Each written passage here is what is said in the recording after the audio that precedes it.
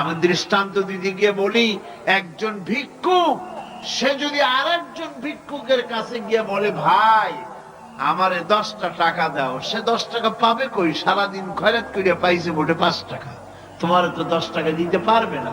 ও ভিক্ষুক, তুমিও ভিক্ষুক। সুতরাং গোটা বিশ্ববাসী হচ্ছে আল্লাহ পাকের কাছে ভিক্ষুক। সবগুলি কি ভিক্ষুক? প্রধানমন্ত্রী হোক, প্রেসিডেন্ট হোক, প্রধান সেনাপতি হোক, আল্লাহ পাকের দরবারে এগুলি কিচ্ছুই না, গোলাম। এগুলি ফেরেশতা বলতেছিল, আমার কাছে সাহায্য চাও, আগুন থেকে বাঁচায় দেই। হযরত ইব্রাহিম বলেছিলেন, আমার তো পরীক্ষা হতেছে, ইমতিহান হতেছে, আমাকে ডিস্টার্ব করো না, আমি তোমার কাছে কেন সাহায্য চাইবো?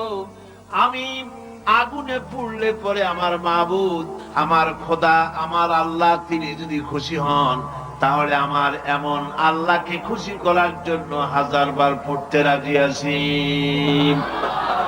তোমার কাছে কেন সাহায্য চাইবো?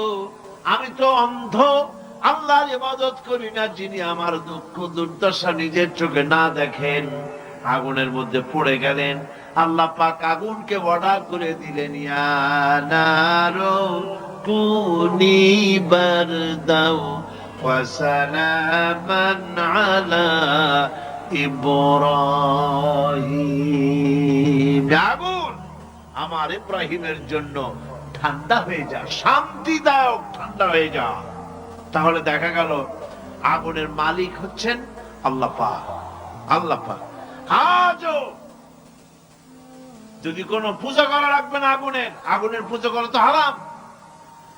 আগুন হচ্ছে আল্লাহর গোলাম, আল্লাহর সৃষ্টি, এটা হচ্ছে মাখলুক, আল্লাহ হচ্ছেন খালিক। বিশ্বকবি, কবি সম্রাট আল্লামা ডক্টর ইকবাল কি সুন্দর করে বলেছেন, আজ ভি হো जो इब्राहिम का इमाम पैदा, आज भी हो जो इब्राहिम का इमाम पैदा, आ कर सकती है एक अंदाज गुलिस्तान पैदा। ইব্রাহিমের ঈমান যদি আজও কোথাও হয় বিদ্যমান, করতে পারেন অগ্নিকুণ্ডে খুবসুরত এক গুলিস্তান। এখনো যদি ইব্রাহিমের ঈমান যদি কারো মধ্যে জাগ্রত হয়, আর তাকে যদি আগুনে ভালানো হয়, সে আল্লাহ আজও আছেন না নাই? আছে কিনা?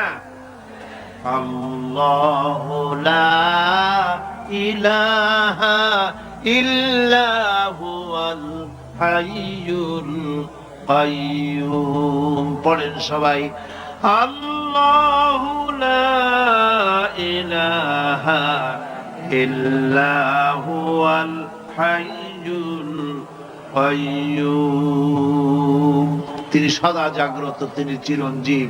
সুতরাং মহান শক্তিধর আল্লাহ পাক, তার হচ্ছে সব গোলাম। তুমি গোলাম হইয়া আর এক গোলামের কাছে হাত পাতো, সে তোমারে কিচ্ছু দিতে পারবে না।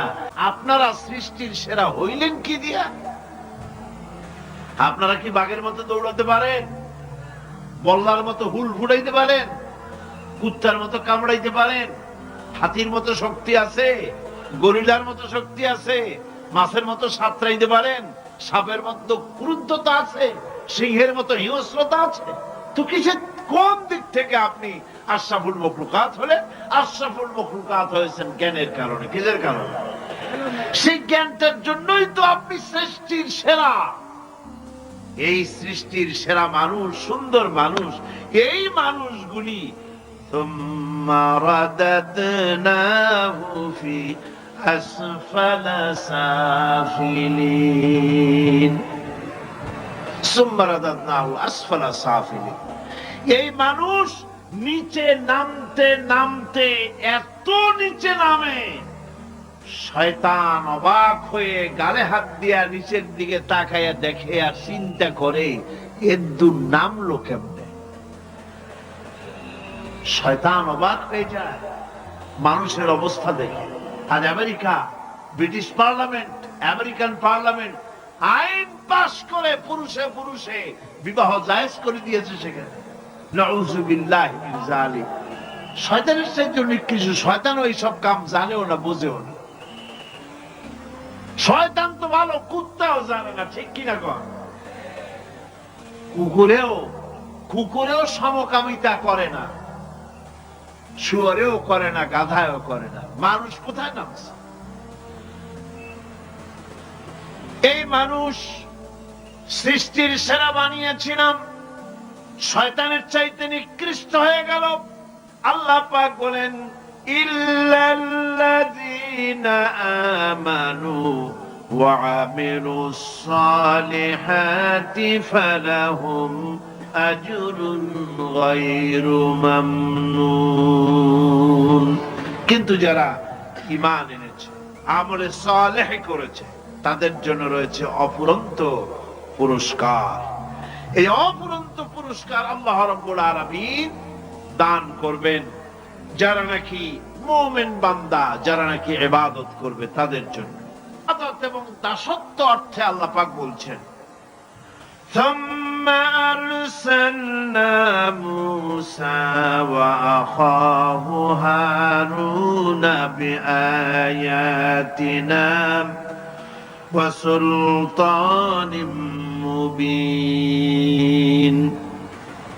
অতঃপর মূসা এবং তার ভাই হারুনকে আমার নিদর্শন দিয়ে তাদেরকে সুস্পষ্ট রূপে প্রমাণ সহ ফেরাউন এবং তার সভাসদের কাছে আমি পাঠিয়ে দিলাম। তারা যখন তাদের কাছে গিয়ে দ্বীনের দাওয়াত দিল, তখন তারা কি বলল? ফাকালু আনুমিনু লিবাশারাইনি মিসলিনা ওয়া কওমুহুমা লানা আবিদুন। আমি যখন তাদেরকে পাঠালাম, তারা যখন দ্বীনের দাওয়াত দিলেন, ইবাদতের দাওয়াত দিলেন, তখন তারা বলল, আমরা কি এমন আমাদেরই মতো দুজন মানুষের আনুগত্য করব? এখানে আবেদুন অর্থাৎ দাসত্ব, আমরা কি তার দাসত্ব করব? এই দাসত্ব একমাত্র আল্লাহরই হতে পারে, আর কারো হতে পারে না।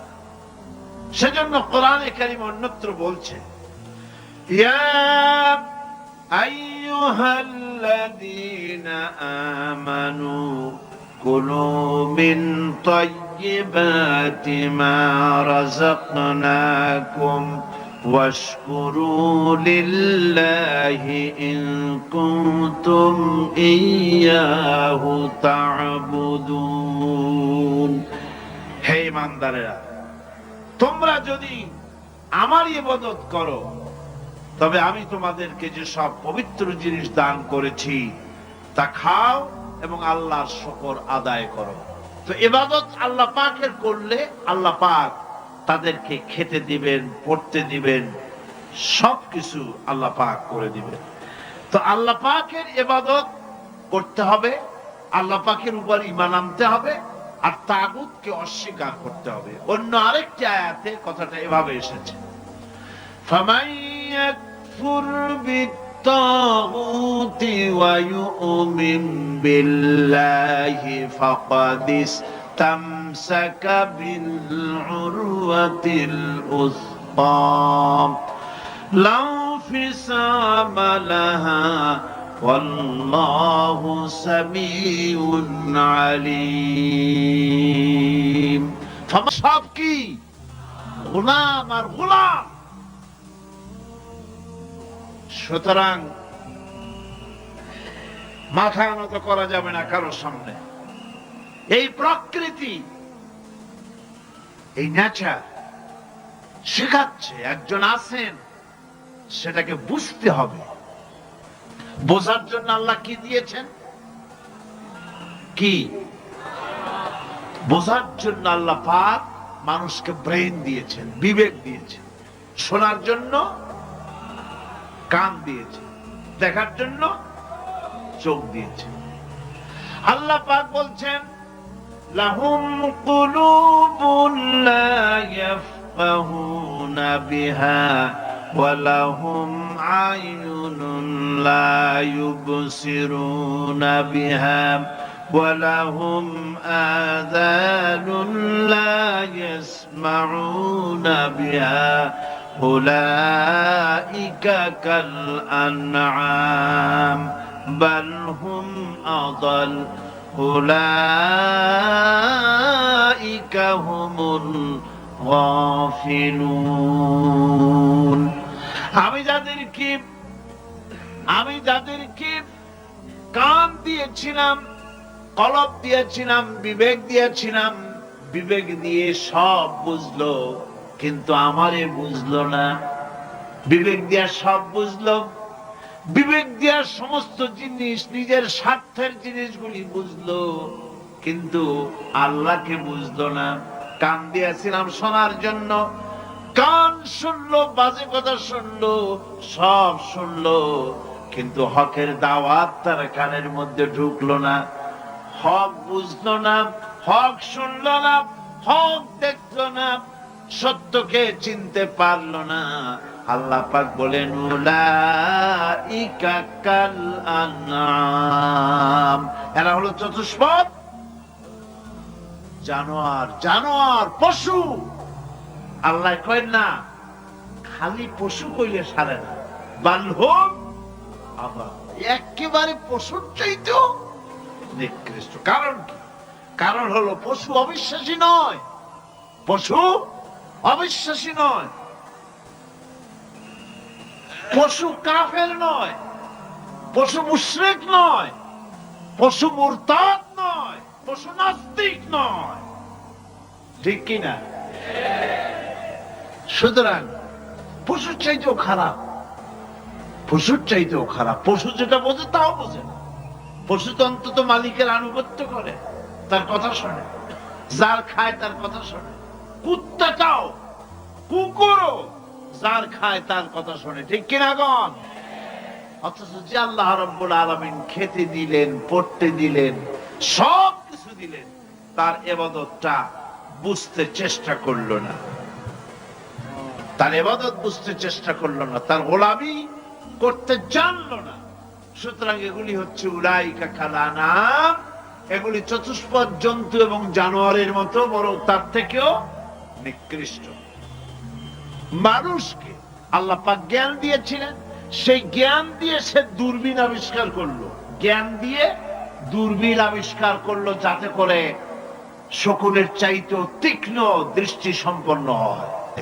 আমার এই ভয় হয়, হে আমার জীবন্ত আত্মা, তোর না অপবৃত্ত হয়ে যায়। কারণ তোর যদি অপবৃত্ত হয় তাহলে আমার তো বেঁচে থাকার কোনো লাভ নাই। আমরা তো আমাদের আত্মা, জীবিত আত্মাকে মেরে ফেলছি, জীবিত আত্মাকে মেরে ফেলছি, আত্মাকে বিকশিত করছি না। আত্মাকে বিকশিত করতে হবে। এই আত্মা বিকশিত হবে কিভাবে? সব জিনিসের খাবার আল্লাহ পাক এই জমিনে তৈরি করেছেন, ঠিক কিনা কর? সকলের খাবার এই জমিনে। মানুষ যেহেতু তৈরি হয়েছে এই মাটি দিয়ে, সেই জন্য আল্লাহ রাব্বুল আলামিন মানুষের খাবার মাটি দিয়ে তৈরি করে দিয়েছেন। কলা দিয়েছেন, কচু দিয়েছেন, আলু দিয়েছেন, মূলা দিয়েছেন, তাল দিয়েছেন, বেল দিয়েছেন, মাছ দিয়েছেন, তরকারি দিয়েছেন, পনির দিয়েছেন, দুধ দিয়েছেন, গোশত দিয়েছেন। খাবারের কোনো অভাব রাখেন নাই, সব মাটি দিয়েছে। কিন্তু যেটা আমাদের ভিতরে, যে আত্মাটা আমাদের মধ্যে, যে আত্মা থাকলে পরে বাঁচি, আত্মা না থাকলে পরে মরে যাই, সেই রূহের খাবার আমরা কেউ দিতেছি না। রূহটা কি? আল্লাহ পাক বলছেন, নবী আপনাকে প্রশ্ন করা হয়, ওয়ায়াসআলুনাকা আনির রূহ কুলির রূহু মিন আমরি রাব্বি। নবী হে, প্রশ্ন করা হয় রূহ কি জিনিস? এর জবাব হচ্ছে এই, বলে দিন রূহ হচ্ছে আল্লাহর একটু অর্ডার, একটু হুকুম তোমার ভিতরে কাজ করছে। ওই রূহেরও কিছু খাবার আছে, ওই রূহেরও কিছু খাবার আছে। সেই রূহকে খাবার জমিনে তৈরি হবে না। রূহ গোশত খাবে না, পনির খাবে না, দুধ খাবে না, সর খাবে না, ফল খাবে না, কি খাবে? রুহের খাবার। যেহেতু রুহ এই পৃথিবীতে তৈরি হয় নাই, রুহ এসেছে আলমে আরওয়াহ থেকে, সেজন্য রব্বুল আলামিন রুহের খাবার পাঠিয়েছেন লৌহ মাহফুজ থেকে। আল্লাহ পাক কোরআনে কারীমকে রুহের খোরাক করে পাঠিয়েছেন। রুহকে যদি বাঁচাতে চান তাহলে তার একমাত্র খাদ্য হতেছে তেলাওয়াতে কোরআন। তেলাওয়াতে কোরআন যত তেলাওয়াত করবেন ততই মজা লাগবে। সুবহানাল্লাহ, কোন সুবহানাল্লাহ। একটু হারাম শরীফ থেকে বেড়ায় আসেন। টাকা পয়সা যাদের আছে তাদের বলছি, পয়সা কড়ি যাদের আছে সিঙ্গাপুর বেড়ায়। আরে সিঙ্গাপুর বেড়ায় করবা কি? মার্কেটিং ছাড়া আর কিছুই নেই। সিঙ্গাপুর, ব্যাংকক, হংকং এই সমস্ত জায়গায় ঘুরে টুরে আসে খুব দেখে আসছে। টাকা নষ্ট করে লাভ নাই, বরং পয়সা কড়ি যদি আল্লাহ দিয়ে থাকেন হস্ত করবেনি। পয়সা কড়ি বেশি থাকলে রমজান মুবারকে উমরা করে এসেন। রাসূল করিম সাল্লাল্লাহু আলাইহি ওয়াসাল্লাম বলেছেন, যে ব্যক্তি রমজান মুবারকে উমরা করলো সেজন্য আমার সাথে হজ আদায় করলো। কেন বলি? এই জন্য বললাম, আল্লাহ পাক আমাকে কয়েকবার নসিব করেছেন। সেখানে যখন রমজান মুবারকে যখন তেলাওয়াত হতে থাকে তারাবিহের ভেতরে, মনে হচ্ছে যেন আকাশ থেকে ওহী নাযিল হতেছে। সেখানে তো মুনাজাত সারা বছর মুনাজাত হয় না, মুনাজাত হয় রমজান মুবারকের ভেতরের নামাজের ভিতরে। ভেতরের নামাজের ভিতরে ইমাম সাহেব হাত তুলে মুনাজাত করেন। অন্তত 8 থেকে 10 লক্ষ মানুষ হজের মৌসুমের মতো কাঁদতে কাঁদতে পাগল হয়ে যায়। কোরআন কি মজা! কোরআন হচ্ছে রুহের খাবার। আমরা তো রুহের খাওয়াই না, ঘোড়ার উপরে চড়ি, গাধার উপরে চড়ি, ঘোড়ারে গাধারে জন্মের মতো মোটেই খাইতে দেই না, নিজে খাই জন্মের মতো। খাইয়া ঘোড়ারে খাইতে দেওয়া হয় না, গাধারে খাইতে দেওয়া হয় না। ফলে ওর উপরে যখন সওয়ার হয় তখন ঘোড়া গাধা না খাইতে খাইতে একদিন 4 ঠ্যাং 4 দিকে দিয়া জায়গায় চিত্রে মরা ছাড়ার কোনো পথ থাকে না। আমাদের মানুষেরা খায় কি? সুবহানাল্লাহ। সিনা বড় বানা, সিনার ভিতরে কোরআন ধারণ করেন, মজা পাবেন। আল্লাহ রাব্বুল আলামিন এত বড় নিয়ামত এই কোরআন, এর থেকে বড় নিয়ামত পৃথিবীতে আর নাই। শ্রেষ্ঠ নিয়ামত, এর থেকে বড় নিয়ামত আছে ভাই? এই শ্রেষ্ঠ নিয়ামতকে পড়তে শিখুন, বুঝতে শিখুন। হেদায়েতের সবের মধ্যে আছে। সুতরাং আল্লাহ রাব্বুল আলামিন মনুষ্যত্বকে, আত্মাকে বিকাশ করার জন্য কোরআনে কারীম দিয়েছিলেন। মানুষ এই জ্ঞান দিয়ে আবিষ্কারের পিছনে চলে গেল। হ্যাঁ, আবিষ্কার দরকার আছে, মোটেই আমি এটাকে অস্বীকার করি না, সব দরকার। কিন্তু সেই সাথে আল্লাহ পাকের সাথে যে সম্পর্কটা থাকা দরকার ছিল, সেই সম্পর্ক থেকে মানুষ নিজেকে বিচ্ছিন্ন করেছে। কোরআনে কারীমে আল্লাহ পাক বলছেন, লাকাদ খালাকনাল ইনসানা ফি আহসানি তাকওয়িম। সব থেকে সুন্দর করে বানিয়েছি কারে? মানুষ। চিল্লা এখন কারে? মানুষ হলো সবচাইতে সুন্দর, সবচাইতে সুন্দর সৃষ্টি আমার।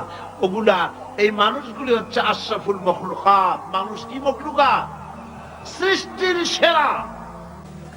এখন আমি আপনাদেরকে বলতেছিলাম যে ইবাদত, ইবাদত গোলামি অর্থে, এর গোলামির পূর্ণ অর্থ সেটা হচ্ছে যে ব্যক্তি, পরিবার, সমাজ, রাষ্ট্র, জীবনের সকল ক্ষেত্রে গোলামি করতে হবে কার? আল্লাহ পাকের। এই ইবাদত শব্দটাকে কোরআনে কারীমে ইয়াকফুর বিত-তাগুত, যে ব্যক্তি অস্বীকার করলো, ওয়া ইউমিন বিল্লাহ, এবং আল্লাহর উপর ঈমান এনেছে, ফাকাদ ইসতামসাকা বিল উরওয়াতিল উসকা, সে এমন এক মহান অবলম্বন ধারণ করলো যে কোনো জিনিসই তাকে বিচ্ছিন্ন করে দিতে পারবে না। এমন এক মহান অবলম্বন ধারণ করেছে। সুতরাং আল্লাহর উপর ঈমান আনতে হবে, তাগুতকে অস্বীকার করতে হবে। ইবাদত জীবনের সকল ক্ষেত্রে করতে হবে কার? আল্লাহ পাক। কোরআনে কারীম বলছে, এর আগে আমি প্রথমে শুনিয়েছি, সমস্ত নবীরা আম্বিয়া আলাইহিস সালাম তারা তার নিজের জাতিকে গোলামির জন্য দাওয়াত দিয়েছেন। আল্লাহ পাকের বলেছেন আমার জাতি, একমাত্র নবী মুহাম্মদ রাসূলুল্লাহ সাল্লাল্লাহু আলাইহি ওয়াসাল্লাম আমার জাতি, তিনি বলেন নাই। তাকে দিয়ে আল্লাহ পাক বলেছেন, ইয়া আইয়ুহান নাসু উবুদু রাব্বাকুমুল্লাযী খালাকাকুম ওয়াল্লাযীনা মিন ক্বাবলিকুম লাআল্লাকুম তাত্তাকুন। ইয়া আইয়ুহান নাসু উবুদু রাব্বাকুমুল্লাযী খালাকাকুম। রাব্বাকুম উবুদু রাব্বাকুম আয় আতিউ রাব্বাকুম, গোলামি করো, আনুগত্য করো, দাসত্ব করো তোমার সেই প্রভুর, সেই রবের যিনি তোমাকে সৃষ্টি করেছেন। তার আনুগত্য জীবনের সব ক্ষেত্রে করো। এক জায়গায় করলে হবে না, সব জায়গায় করলে হবে। জীবনের সমস্ত কাজটাই হলো ইবাদত হবে যদি মুসলমান আল্লাহর হুকুম মাফিক তার জীবনকে পরিচালনা করে। আপনার চোখের চাহনিটাও তো ইবাদত হবে। সুবহানাল্লাহ।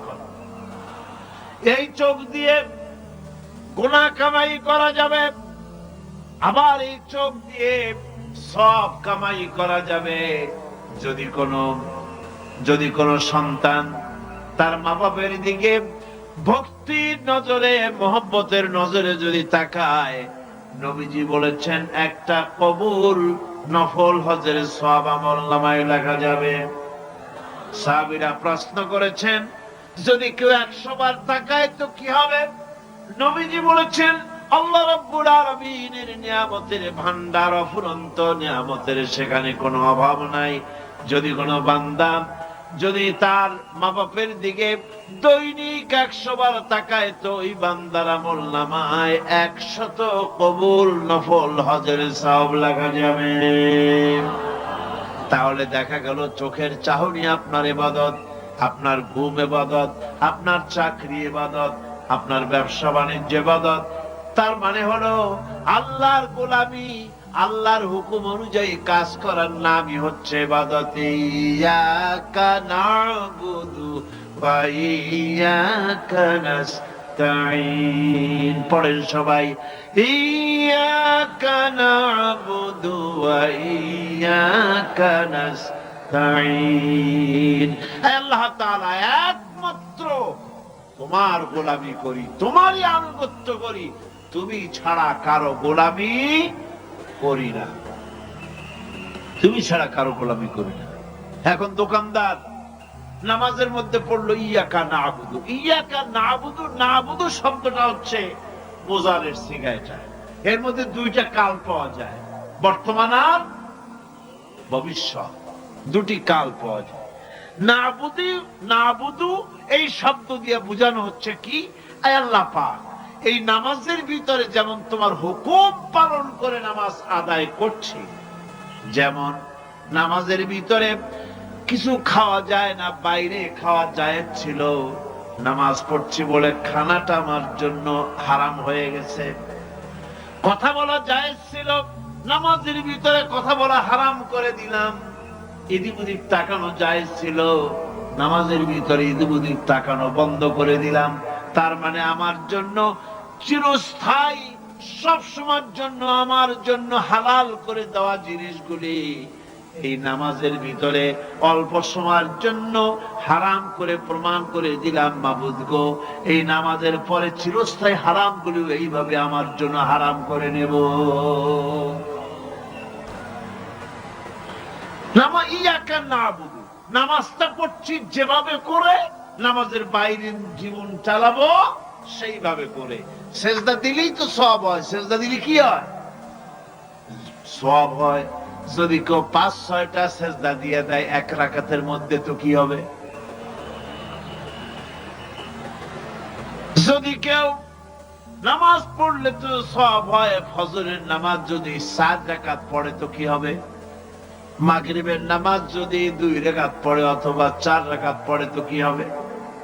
ইচ্ছে করে যদি এভাবে করে, ভুল করবে নয়, ইচ্ছে করে যদি করে, তাহলে আল্লাহর আইনের সঙ্গে বিরোধিতা করছে বলে সে বিদ্রোহী হিসাবে প্রমাণিত হবে। সুতরাং কথা হচ্ছে নামাজের ভিতরে আয় আল্লাহ পাক ইয়াকা না'বুদু, এই নামাজের ভিতরে তোমার হুকুম মেনে যেভাবে নামাজ আদায় করি, নামাজের বাইরের জীবনটাও তোমার হুকুম মেনে পালন করব। এটাই হচ্ছে ইবাদতের মূল থিম, মূল আইডিয়া, মূল ফিলোসফি। নামাজ ইবাদত করতে হবে জীবনের সব ক্ষেত্রে। নামাজের ভিতরে বললাম ইয়াকা না'বুদু, দোকানদার। এই লোকটা কি? দোকানদার। ঘি বিক্রি করবে, ঘি আনছে দোকানে। তারপরে নামাজ পড়তে দাঁড়িয়েছে। দোকানের পেছনে ছোট্ট ঘর আছে, নামাজ পড়তে দাঁড়িয়েছে। শুরু করে দিল আল্লাহু আকবার, আলহামদুলিল্লাহি রাব্বিল আলামিন, আর রহমানির রহিম, মালিক ইয়াউমিদ্দিন, ইয়াকা না'বুদু ওয়া ইয়াকা। তাড়াতাড়ি পড়তে হবে যেহেতু খরিদ্দার আসতেছে। খরিদ্দার 2-4 জন ভিড় জমায়েছে, নামাজ ছেড়ে দিয়েছে। কর্মচারীকে ডাকছে, শোন, ভিতরে আসো। আমি তো কেবল খাঁটি ঘি নিয়ে আসছি, ওর মধ্যে তো ভেজাল দি নেই। তাড়াতাড়ি করে ওর মধ্যে যা দিয়ে ভেজাল দিতে হয় ভেজাল দিয়ে ঠিক মতো দিয়া তারপরে বিক্রি করবি। 100 টাকা কিনছিস, 250 টাকা করে বিক্রি করবি। আল্লাহু আকবার, আর রহমানির রহিম, মালিক ইয়াউমিদ্দিন, ইয়াকা না'বুদু ওয়া ইয়াকা। এটা নামাজ হইল? কর। এই নামাজের আল্লাহর কোনো দরকার আছে? কোনো দরকার নাই। ইবাদত তো হবে নামাজ যার হুকুমে, ব্যবসা তার হুকুমে। নামাজে সেজদা দিব যার হুকুমে, রোজা রাখবো তার হুকুমে, নামাজ পড়বো যার হুকুমে, অর্থনীতি চালাবো তার হুকুমে, নামাজ পড়বো যার হুকুমে, আমার দেশের কলকারখানা চলবে, নামাজ পড়বে যার হুকুমে, পার্লামেন্ট চলবে তার হুকুমে, নামাজ পড়বো যার হুকুমে, রাজনীতি চলবে তার হুকুমে। এর উল্টা পাল্টা যদি হয় মুসলমান মানতে পারে না কখনই। সুতরাং মুসলমানকে আনুগত্যের মস্তককে অবনত করে দিতে হবে আল্লাহ পাকের সামনে। আল্লাহর সঙ্গে আর বান্দার সঙ্গে হক আছে। বান্দার উপরে আল্লাহর হক এবং আল্লাহর উপরে বান্দার হক কি? এভাবে একটি হাদিস আপনাদেরকে শোনানো যায়। হাদিসটি হচ্ছে ওয়ান মুআজ বিন জাবাল রাদিয়াল্লাহু তাআলা আনহু قال كنت رديف النبي صلى الله عليه وسلم على حمار فقال لي يا معاذ أتدري ما حق الله على العباد وما حق العباد على الله। হযরত মুআজ বিন জাবাল রাদিয়াল্লাহু তাআলা আনহু বলেন যে আমি রাসূল করিম সাল্লাল্লাহু আলাইহি ওয়াসাল্লামের পেছনে তার গাধায় সওয়ার ছিলাম। তিনি আমাকে জিজ্ঞেস করলেন, মুআজ, তুমি কি জানো বান্দার উপরে আল্লাহর হক কি এবং আল্লাহর উপরে বান্দার হক কি? তিনি বললেন, আল্লাহু ওয়া রাসূলুহু আ'লামু, আল্লাহ এবং তার রাসূল খুব ভালো করে জানেন। রাসূল করিম সাল্লাল্লাহু আলাইহি ওয়াসাল্লাম জবাব দিলেন, ক্বালা হাক্কুল্লাহি আলাল ইবাদ আন ইয়াবুদুহু ওয়া লা ইউশরিকু বিহি শাইয়্যা ওয়া হাক্কুল ইবাদি আলাল্লাহ আল্লাহ ইউআযযিবু মান লা ইউশরিক বিহি শাইয়্যা। আল্লাহর নবী বলেন, বান্দার উপরে আল্লাহর উপরে বান্দার হক হতেছে, আল্লাহর উপরে বান্দার হক হতেছে বান্দা আল্লাহ পাকের ইবাদত করবে, আল্লাহর গোলামি করবে, আল্লাহর আনুগত্য করবে, দাসত্ব করবে। সেই আনুগত্য, ইবাদত আর গোলামির ভিতরে কাউকে শরীক স্থাপন করবে না। বান্দার উপরে আল্লাহর হক হতেছে যেই বান্দা আল্লাহ পাকের ইবাদত করবে, গোলামি করবে, আর কোন শিরক করবে না, কিয়ামতের দিন ওই বান্দা সম্পর্কে আল্লাহর হক হবে, বান্দাকে জাহান্নামের আগুন আল্লাহ পাক হারাম করে দিয়ে তার জান্নাত দিয়ে দিবেন।